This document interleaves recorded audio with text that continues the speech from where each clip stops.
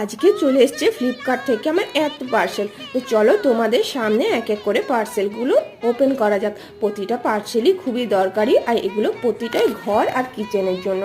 তো প্রথমেই দেখো এই কিউট অয়েল কন্টেনারটা। এই অয়েল কন্টেনারটার মধ্যে অয়েল ব্রাশটা ভেতরেই ঢোকানো থাকবে, তাই খুব সহজে পরোটা, ঘি বা প্যানকেক যেটাই করো সেটার সাহায্যে ঘি বা সাদা তেল যেটাই হোক তোমরা রাখতে পারবে। খুব সুন্দর এটা দেখতে। এরপরে চলে এসছে এই পার্সেলটা। এই পার্সেলটা হচ্ছে একটা কিউট সা প্লাস্টিকের ফ্লাওয়ার ভাস।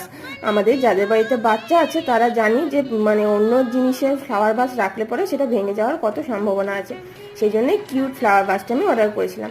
আর তারপরে চলে এসছে এই ওয়াল হ্যাঙ্গিংটা, যেটা আমি রান্নাঘরের দরজায় টাঙিয়েছি, আর এটা তো আমার খুব পছন্দ হয়েছে। আর তারপরে দেখো এই কিচেন রানারটা। এই কিচেন রানারটা খুব সুন্দর, এখানে দুটো পিস আছে। তো চলো আজকে ভিডিওটা এখানে শেষ করছি। কেমন লাগলো অবশ্যই কমেন্ট করে জানাবে।